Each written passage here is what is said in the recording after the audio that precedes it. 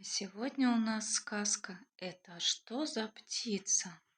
Жил-был гусь. Был он очень глупый и завистливый. И всем гусь завидовал, со всеми ссорился, на всех шипел, все качали головой и говорили: «Ну и гусь». Как-то раз увидел гусь на пруду лебедя. Понравилась гусю длинная лебединая шея. Вот подумал гусь, мне бы такую шею. И просит лебедя: «Давай меняться. Тебе моя шея, мне твоя». Подумал лебедь и согласился. Поменялись. Пошел гусь с длинной лебединой шеей, не знает, что с ней делать. То так повернет, то этак вытянет, то колесом свернет. Все неудобно. Увидел его пеликан и стал смеяться. «Ты, — говорит, — не гусь, не лебедь, ха-ха-ха». Обиделся гусь. Хотел зашипеть, и вдруг увидел у пеликана клюв с большим мешком.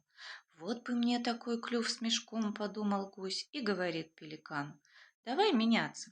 Тебе мой красный нос, а мне твой клюв с мешком». Посмеялся пеликан, но согласился. Поменялись. Понравилось гусю меняться. С журавлем гусь ногами поменялся, за свои лапчатые получил тонкие журавлиные. У вороны свои большие белые крылья на ее маленькие черные выменял. Долго гусь уговаривал павлина переменить его яркий хвост на свою закорючку. Уговорил.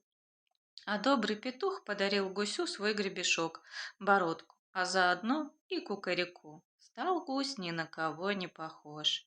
Идет гусь на журавлиных ногах, вороньими крыльями без толку машет, лебединой шеей во все стороны крутит, навстречу ему стадо гусей. «Га-га-га! Это что за птица?» — удивились гуси. «Я гусь!» — крикнул гусь, захлопал вороньими крыльями, вытянул лебединую шею и гаркнул во все пеликанье горло: «Ку-ка-ре-ку! Я лучше всех!» «Но если ты гусь, идем с нами!» — сказали гуси. Пошли гуси на лужок, и гусь с ними.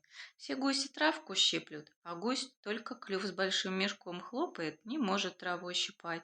Пошли гуси на пруд купаться, и гусь с ними. Все гуси в пруду плавают, а гусь по берегу бегает, журавлиные ноги плавать не позволяют. Смеются гуси га-га-га, а он им ку-ка-ре-ку. Вышли гуси на берег, а тут откуда ни возьмись лиса. Загоготали гуси и полетели. Один гусь остался, вороньи крылья его поднять не могут. Побежал он на журавлиных ногах, да в камышах павлиним хвостом запутался. Тут ухватила его лиса за длинную лебединую шею и понесла. Увидели это гуси, налетели на лису и давай ее щипать со всех сторон.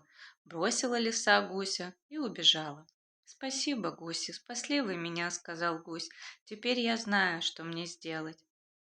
Пошел гусь к лебедю и отдал ему длинную шею.